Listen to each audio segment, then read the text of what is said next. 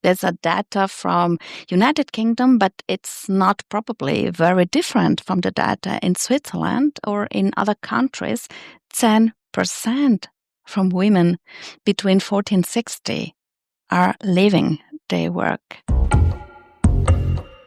Hello and welcome to the podcast From Noise to Sound. I'm Dimitrios Marinos and hosting this podcast from the Hochschule Luzern. Today, I took a risk.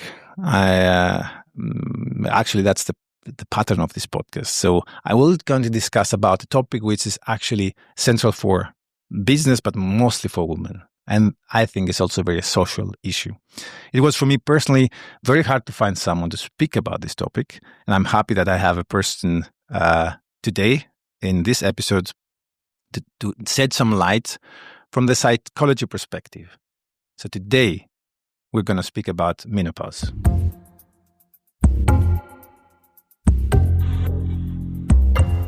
Hello, Silvia Fernández. She is a psychiatrist. She has worked in various hospitals, also here in Switzerland. Currently, he's having his own consulting stream where she helps companies, but also individuals in, of course, various topics for mental health, but also in the menopause sphere and the workplace. So I'm hugely excited to start this conversation with you today. Hello, Dimi. Thank you for having me today. It's a pleasure being here with you. It's a pleasure for me as well, because this topic, as I said, it's not so straightforward. And when I discuss it to my circle, everyone will say, "Oh, you're going to discuss about menopause, and are you sure about that?" And this is nearly a taboo topic. But I'm happy that you come from the psychology side, not, let's say, as a gynecologist, not the technical side of menopause, but also the mental side of menopause. That's, I think, very important for me and for this episode. So the first question I would like to dive with you, I know very well menopause has, if I'm not wrong, 3 phases. So the pre-menopause, the menopause, and the post-menopause. Give me, let's say, guide me through the psychological patterns of these 3 phases. You know, I'm a man and I'm coming from IT, so I don't know anything about it. So give me a little bit of guidance. What is it? Well, the perimenopause are the previous years, beginning at the end of 30 or beginning 40, where women feel that something's changing at the body, but also at their mind. Well, I'm very interested in the topic mental impact of menopause.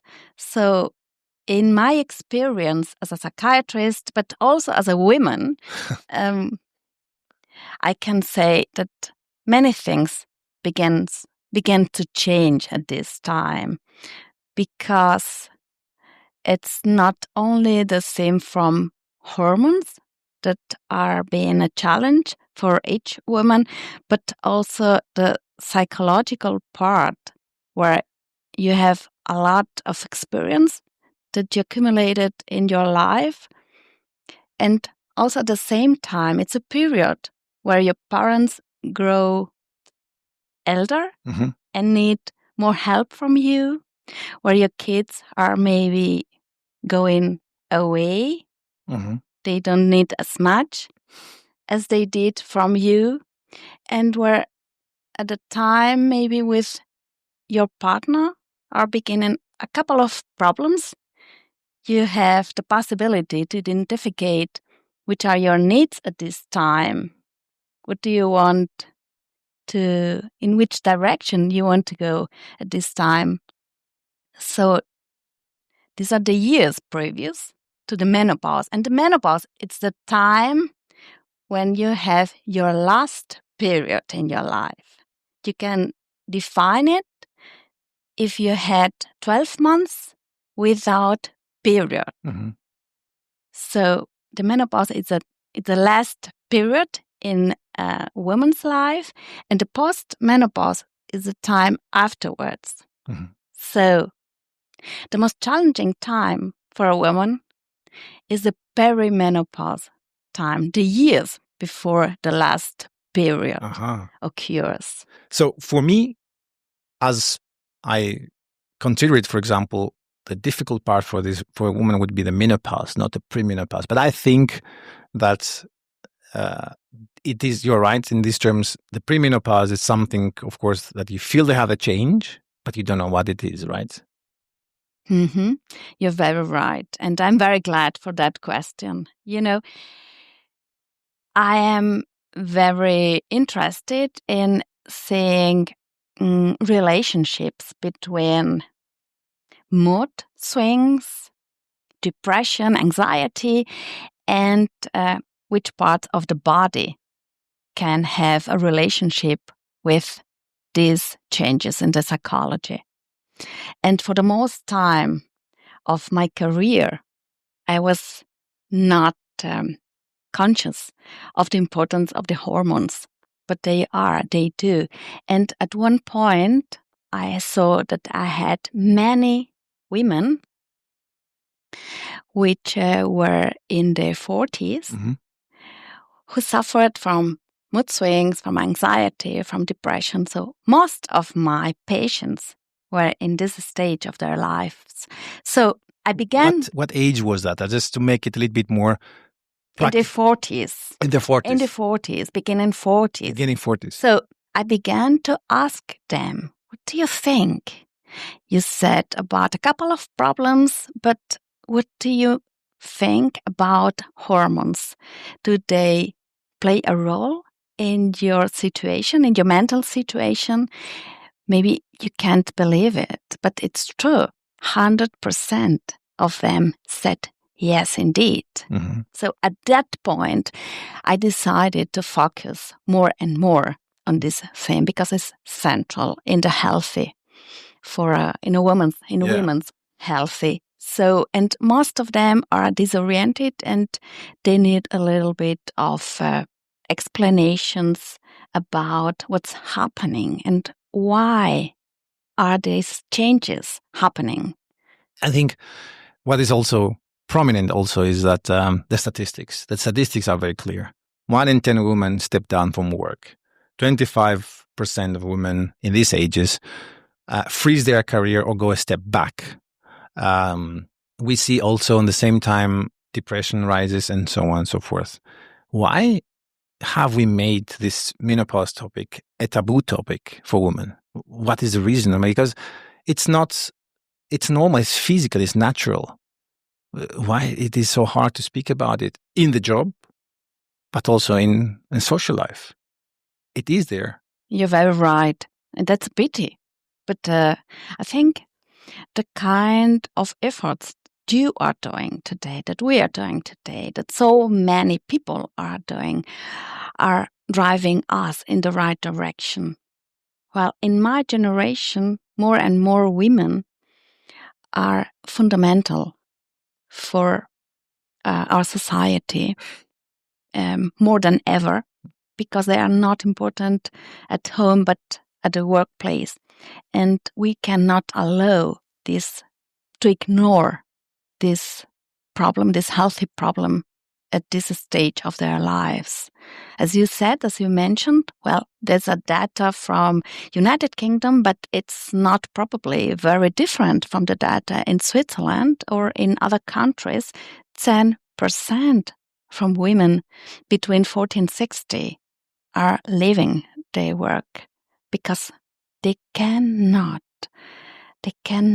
imagine themselves keeping on there because they do not feel well, physically as well as mentally. Yeah, of course. I mean, it's like having to run with a weight on your shoulders. It's impossible. Therefore, I think it's a topic that everyone a little bit have to be a little bit more sensitive about that. But there is what I really find interesting as well, we don't have a code to communicate this topic. I mean, you usually shut your mouth rather than speak up because it's more comfortable and easy rather than really discussing it about. I remember myself when I opened to my circle that I'm going to do a podcast about this topic, everyone was shocked and say, why am I going to touch this point? I mean, it's a taboo topic. And why do you bring a woman who is probably having that, this experience and why she's willing to speak? I say, it's natural. And this is the right person to speak. She is also psychiatrist at the same time. So she knows all the package within herself as well. So for me, it's also very important to understand, let's say, a little bit the psychology of this woman, let's say of 40, 45. She's going through the pre-menopause or entering the menopause. So you mentioned mood swings is one thing, right? Mm-hmm. Fog is something that we also read very often. So this, of course, in one side is what you feel as a woman physically, and this is translated in socially as performance deficit, right? So this woman cannot perform as she was performing before. So what does this woman expect in this time in terms of psychology, these mood swings? Can you drive us a little bit through what is this mood swings and brain fog, let's say? Mm-hmm. That she can also relate and say, okay, this is a mood swing or this is a fog, right, from this time. Mm-hmm. Yes, that's a very nice part of the theme. Well, the background of it is the estrogen level is decreasing and is moving up and down from one day to the other. Mm-hmm. So it's a little bit crazy, not only for your body, because estrogen has a main role in your body, but also in your brain. And because of these decreasing and changing levels of estrogens and, of course, of other hormones like progesterone or oxytocin, then there's an influence in hormones of the brain, neurotransmitters like serotonin or noradrenaline or GABA, which define your stability, your mood stability.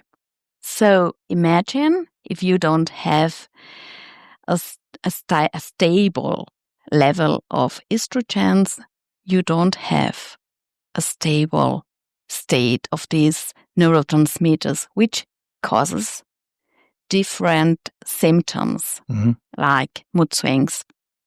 Mood swings, it's a very rapid change of your mood from irritability to anxiety to depressive mood. But it's not a depression, it's not an anxiety disorder. So mood swings are defined by this changing in your mood, in your state, and they change from 1 minute, from 1 hour to the other. Very rapid. But is it triggered only from chemistry, as you mentioned, but it all is triggered also from environment? Can I trigger that? Is hot day, is the food? I don't know. Yes, very nice. So the main cause is a hormonal cause, but of course there are many factors which can influence this mood swings.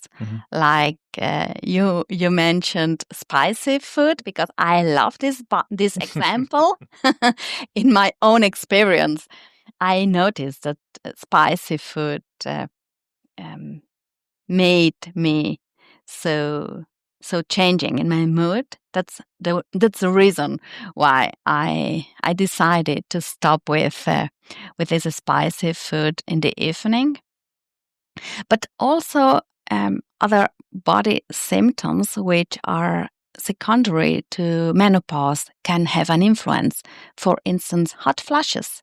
Yeah. If you have constantly hot flushes, imagine you have secondary also more possibilities to have mood swings. Or if you have pain in your body, a very frequent symptom in menopause are this kind of pain, generalized pain that causes, of course, more frequently mood swings. Or if you have in your background several events which you could not manage them, which are still being challenging for you, like traumas or difficult life events in one side, or in the present, a difficult situation in your partnership or in your family, of course, causes the swings. Causes this as well. So 70%, of 10 women in this stage of their lives have mood swings. Oh my God, which is a lot. Is a lot. That's a lot. I mean, I think this is a very interesting point because we men sometimes like to generalize about the attitude of a woman, or we ask ourselves, what do women want? I think we need to understand a lot more women. And I think that was for me also one of the motivations for this podcast, not to do it only for women, but also for men, so that we can also have it in the back of our brain when we interact with a woman, that this can be something that is a weight that they carry as well, right? So for me, another question that I have, and it is sometimes very connected to the menopause. So menopause is something that you experience as a woman as a change. Now, you throughout your life, you had your period. You could have a child or two or whatever is your decision, but menopause causes a change, not only a psychological change but a physical change. So you have to deal with your body not being able to carry a child anymore. So it's a change that you have to accept, and it's a turning phase for a woman. So this is another challenge on top on the menopause. So from your experience, how does a woman cope with that? Because it's like losing a possibility that you had before, and now you don't have it anymore. So is this a challenge, a psychological challenge? Is this something that women go with it, or is it really something that they put heavy on their psychology as well? Oh, thank you so much. That's a very deep question. And I'm sure that many people who are listening to us understand how difficult for a woman can be saying goodbye to this possibility to become a child. And of course, it's a great challenge. Maybe it's one of the greatest challenges in one woman's life. If this woman wanted to be mother, of course. Mm-hmm. But yes, on the other side, I think the psychiatry, the psychotherapy has always a positive way of helping people we try our patients to show the chances, because there's always a door that's gonna be open. So if you're struggling with this situation, you will probably have to accept it, and with help of a professional, it could be very interesting. But of course, the communication with your partner, the communication with your friends, with whom you can establish a really transparent, bounding relationship, could be a really help at this stage of your life. It is a hard topic, but just to end this question with a positive note, I have to say I've read the statistics. Nowadays, women have between 40s and 45, they have children. The children that the amount of women who have a child between 40 to 45 has increased by 125%, and from 45 to 50, 456% globally. So it shows also that if this is a wish, it's also possible. This is a possibility. So, of course, is the psychological pressure that you have, but we are in 2025. We have possibilities, and that's also worth keeping in mind. Yes. At least the numbers is what they show at the moment. Yes. So you mentioned something really interesting, communication. And I noticed also through asking friends and my circle as well, when I was discussing about this topic, and I was trying to find a person like you also to join this today episode. It is very hard to make such discussion. It's very personal. And there's two parties, actually, right? You as a partner, like the communication you have as a partner to the woman, and you as a manager, having a woman, let's say, going through this phase into the business. As a partner, you don't know sometimes, it's the heart, and how do you bring it on the table? That's my first question. Let's start from that, and then we go to the business side of things, right? But communication is central. So how do we do it? How do we speak to the woman going through this phase? Well, it's a hard question in a way, but it's an easy one in a way. So I think the key point is vulnerability. Mm. Let's say vulnerability is a part of a relationship. It's difficult to cultivate it, but it can heal. Mm. Why not trying to show us more authentic, more vulnerable in a time when we need more than ever help from our surroundings, from our friends, from our partners, from our children. So you suggest that me as a woman, I'm going to make the first step to say, guys, I'm going through this phase. I need your support. Well, why not? Yeah, I would. Somebody should begin it. Yeah. And if I want to reach something in the thing, well, I should take responsibility for me. Thank you for saying that. I think it's actually a very good message. Rather than having your community taking the hard pill and come to you and say, hey, are you going through this phase? Because it's very, very hard to do so. Well, it's difficult for the whole of us. Also for me, it's difficult talking about difficult topics in my life. But once you tried it, the second time you do it, it's not as difficult as the first time. And it's magic. It's liberating, I would say. It's liberating, yeah. And of course, if you have a partner which also supports on that, then I think both of you will find it magic if you communicate with each other in a basis of confidence, in a basis of transparency, of love. And you mentioned before something about a workplace, how menopause influences at the workplace. And at the same study from British Menopause Society, you can read how menopause influences at this part of relationships. Not only women, but their partners feel alone at this part. They don't know how to communicate. They don't know what's going on. Mm-hmm. It's obvious to me. Like as a man, I mean, a woman can go to the gynecologist directly, or it can go to the psychiatrist directly. A man alone cannot go to the gynecologist and say, you know what, my partner or whatever, and I get some questions. It's not working like that. So it is. I mean, as a man, if you don't have the guidance or the openness from the partner, you are lost. Yes. You can only support, let's say, but you don't know what's happening. Yeah.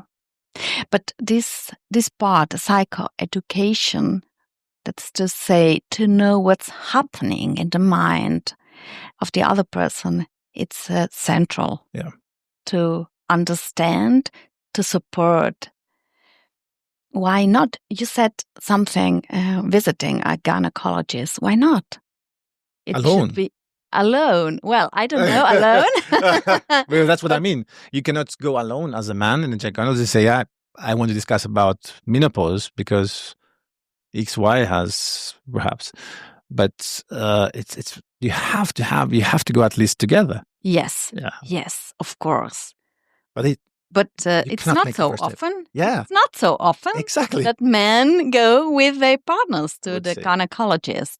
Well, it could be a very interesting thing to do. In my work as a psychiatrist, I do insist that partners come and visit me with my patients. Of course, that's very necessary. And you talked about workplace, the same thing. Mm-hmm. With the bosses coming and having, let's talk open, if the patient wants, of course. Yeah, of course. To talk about a problem so that we can find together a solution. Mm-hmm. It's possible. But now I'm going back a little bit on the workplace. So I'm thinking very loud now. You are a woman, you strived all your career life to reach a level. I mean, you don't reach a level at your 30s, you reach a level at your 40s. You know, you have done a lot, you have shown the world you can do things, and you're 40, and you've reached a level in your job which you start feeling that you have achieved things, right? So you're 40 plus. That's the average at least. So, and now that you have reached this level, your body starts fighting you, right? So you start with your hormones go ups and down, you have your mood swings, you have the fog, the brain fog. And that's, of course, for all the rest who doesn't know what happening to you, it's your performance going down. So everyone starts asking, oh, is he the right person for the position? Now think about it. If the company is not very diverse, most probably you have a man, or you can also have a woman. We have seen also studies that women sometimes are a little bit more bigger blocker sometimes for women as well, socially acceptable women in terms of attractiveness. So how does this person, this supervisor, can manage such thing? I mean, if you are a man and go to the woman and say, are you going through a hard phase of your menopause? Most probably you're going to land in HR with the problem, and most probably you're going to lose your job, although you try to help. The same happens for scope for a woman, but it's a little bit more understandable, woman to woman. So as a man, so you wouldn't take the risk because you also try to achieve things. So what do we do? I mean, how do you manage that? Or do we leave it happen and then we have a self-fulfilling prophecy that the woman is not capable, although she is? Well, you talk about a challenge, a challenging situation, many responses, many possibilities, but a no-go. Doing nothing at all, saying nothing at all. But this is what it happens actually, right? So no one is talking about it. I mean, there's so many women between 40 and 50 in the jobs, but no one really has a measure about that. Yes. That's something. So in the last months, I had a couple of conversations with HR people, and some of them said to me they don't know this problem in their enterprise. Of course, no one, and therefore I'm much more astonished because HR, I mean, human resources are mainly populated from women. I mean, it's like it's known. Marketing and HR has a bigger amount of women as the other sectors. But do you know how many women think about leaving their job at this time? 25%. So it's not possible to be blind. Yeah. It's not possible not to have heard something. But of course, most of women who have difficulties in their jobs because of menopause talk to other women. So that's not a solution in this case. They hesitate a lot talking to their bosses. I was wondering, why does it happen in our world? Yeah, well, I think it's exactly what you mentioned before.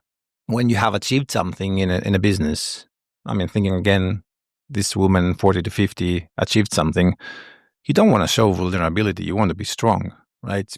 You want to show that you deserve this position. You want to deserve more than this position, actually, right? So you're not going to play with that. And this is just, I mean, socially as well. It's like having a scratch and go to your boss and say, you know what, from now on, I'll have a little bit of ups and downs because this happens to me. And you have to expect that. So, and you don't know how the others should react as well, right? And at the end of the day, as you mentioned, this doesn't land anywhere. It's just a discussion between two women in the job who are actually comforting each other. But at the end of the day, nothing happens. Nothing happens.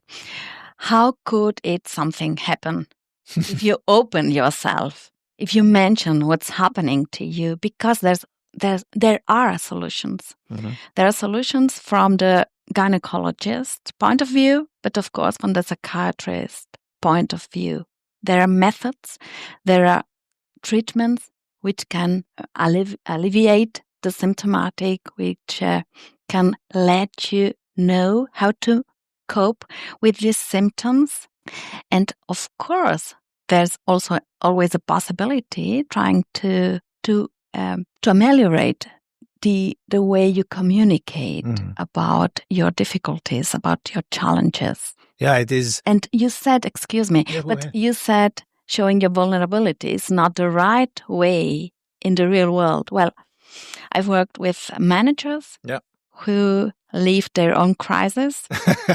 And that's very interesting to see how they understand that indeed showing your vulnerability in the right place at the right time does help you also achieving your scores. So why not imagine? Why not imagine that it could happen in our world, that not only in our family, with our friends, but also with in our workplace. We can communicate openly so that we can find a solution that for both of us will work. Yeah, it takes though an open-minded boss or supervisor to feel that it's nice to show vulnerability, because then you can achieve more. I mean, you're human. It takes a lot of education for bosses right now, and it's not there like today, at least. I mean, and this is what you do with your work, and therefore I really appreciate it that you're doing it, because people can, and hopefully even more, reach out from HR, from the line of business to see, hey, how can I make sure that my employee who's going through this phase can have the maximum? I can support her. Yes, and to have the maximum, you have to be conscious that menopause happens to 100% of women. And it's not her problem. It's not their problem. It's not women's problem. It's not a problem, first of all. It is like that. It's a reality.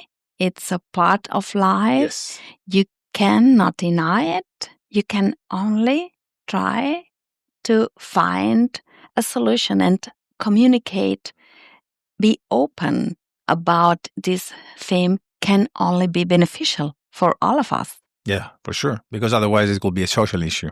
And nobody should suffer about menopause, because there are so many possibilities. I mean, I like exactly this message, because you're not alone. I mean, you have menopause. You should not shut yourself. There is gynecologist, there are psychiatrists, and you have solutions. And it's not all medical. I mean, sometimes you just need someone to put you in the right place. And I think this can happen. But in our discussion so far, we had a little bit. We went through what is menopause, and and the personal level. We speak about work, and I have a last couple of questions, which I think is also interesting. So women change their. I mean, we talk about this change, but the sexuality is also something. I mean, women are like a flower sometimes.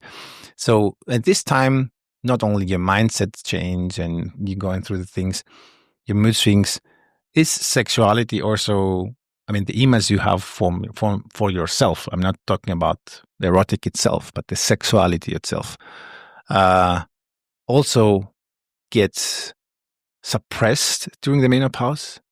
And how do women cope with that? Because, of course, first of all, is the possibility that you lose your ability to give birth is one thing that you have. But what happens to your sexuality? Mm-hmm. So, do you know something? I find really interesting trying to define which language you use with yourself. Mm-hmm. And probably many of us are very critical with ourselves. Yeah. Mostly because we don't find so interesting the changes we are going through. Mm. Most of us are gaining some weight. Most of us are having changes in our skin, mm-hmm. in our hair. So there are challenges, of course.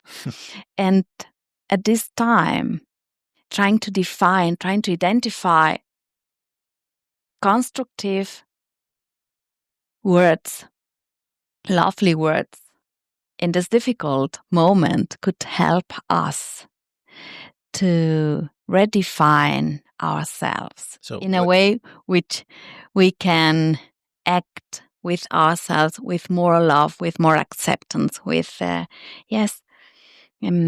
and trying to redefine, to identify which is for us the sexuality, or which is for us a sexy body, could be a nice goal to reach. Mm-hmm. It's not only about crying about what it was in the past, but trying to admire the new figure, the new characteristics in a body, in a mind of a woman happens at these times, which is fantastic. It's part of life. Part of life. It's as I mentioned. We can only welcome. Yes, we are alive. Yes, absolutely. I'm fully with you. And actually, if I try to understand what you said now, it's take care how you talk to yourself, right? So really be conscious. What words are you using? How you talk to yourself? Try to pamper yourself a little bit when you're in this situation. It helps in these terms. Not, as you mentioned, appreciate what happened in the past, how it was in the past, and also use it as foundation for the new change that is coming. Yes, of course. Trying to honor your past, exactly. your present, and the future. It's a good word. I like it. I try to honor this because it's like that. I mean, woman, you are an amazing mechanism, and I think nature have given you all the intelligence they could give to a creature, give it to a woman. So I think it's really no doubt that things like that happen to women, because I think you can manage, and I think we as men would have a little bit more problems managing that. Well, but it's not a problem from women, as we said. It's a problem. It's a stage of life more than a problem for women, but it has implications in their partners, in workplace, in the society. Wrapping it up right now, I would like to ask you, what would you suggest to this young woman 40 plus who's having the let's say the leap to walk through the menopause, pre-menopause, menopause, and post-menopause phase? What would you suggest here?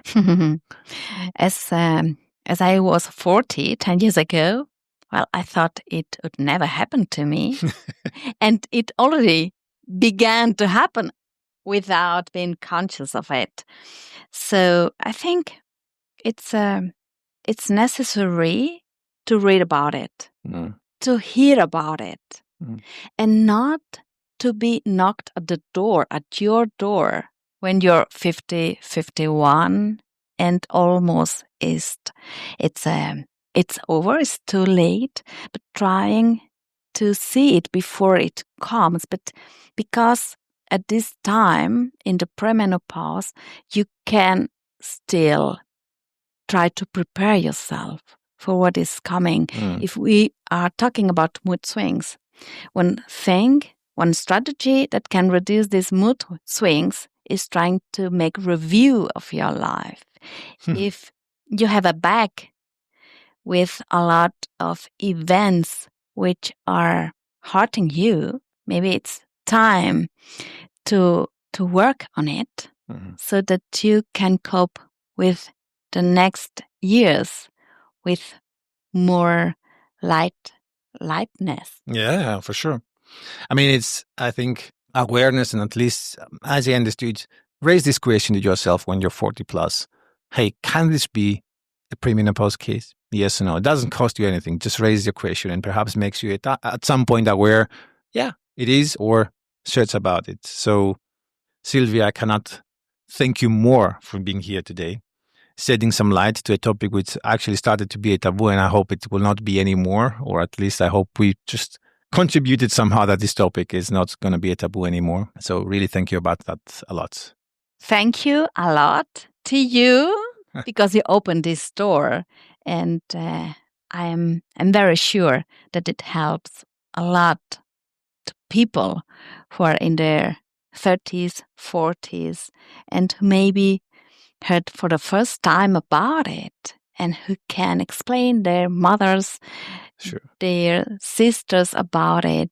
And yes, we are all in the same boat. So it could be a great thing. I fully agree, and I hope so that there's this social shift and this becomes a little bit more mainstream as it is. But so, thank you very much, Silvia, once again for being here today. You guys that you have listened this episode, you can find Silvia also. She's actually very active in LinkedIn as well. She's doing workshops. It's not about advertising, but I think I don't usually do it. But I think in this particular case, I think it's relevant to have at least someone that you can ask, and at least if she cannot help you directly, guide you who can help you and how can you be helped. So from my side, once again, thank you for listening to us. Please follow our channel as well in either in your favorite platform, YouTube, Spotify, whatever it is, but also in LinkedIn. I will try to post some interesting stories as I usually do. And really love to hear and read your feedback as you occasionally do as well. So really thank you very, very much about that. So I will see you in the next episode. And until then, I wish every one of you take care, have fun, and be healthy. See you at the next episode.